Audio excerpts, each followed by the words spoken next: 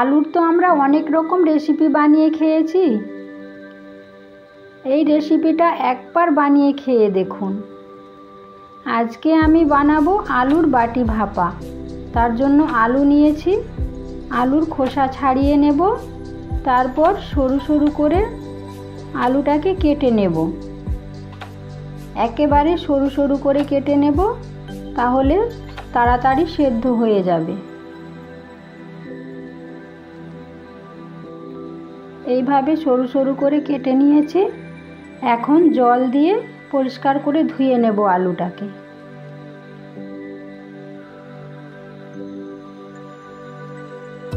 ভালো করে জল দিয়ে ধুয়ে নিয়েছি। এখন মশলা বানিয়ে নেব। গোটা জিরে নেব, আদা, শুকনো লঙ্কা, পোস্ত নিয়েছি, সব একসাথে ভালো করে বেটে নেব।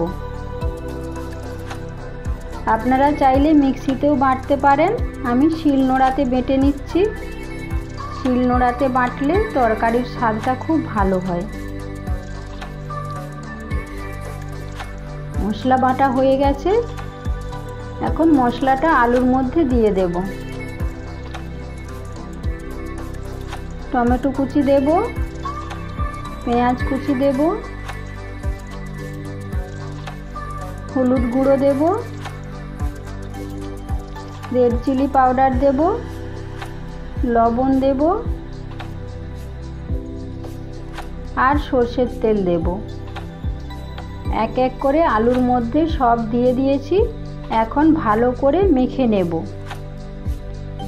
একটা কৌটো নিয়েছি, ওর মধ্যে মেখে রাখা আলু ভরে নেব।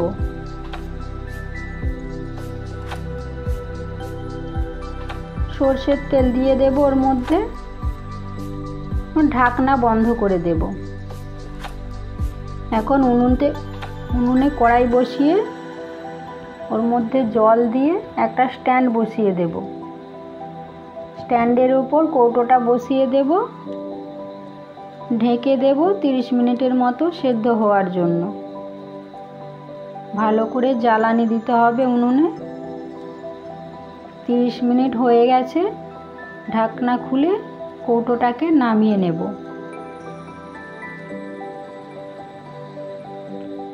ভেতরটা খুলে দেখাচ্ছি আপনাদেরকে কেমন হয়েছে। দেখুন কত সুন্দর লাগছে দেখতে, কালারটাও কত সুন্দর লাগছে, আর আলুটাও খুব সুন্দর সেদ্ধ হয়েছে। দেখুন দেখাচ্ছি আপনাদেরকে। এই রেসিপিটা যদি থাকে ভাতের সাথে আর কিছুই লাগবে না, রুটির সাথেও খেতে পারেন। এত সুন্দর খেতে, আপনারা না বানালে বুঝতে পারবে না। তৈরি হয়ে গেল আমার আজকের রেসিপি আলুর বাটি ভাপা।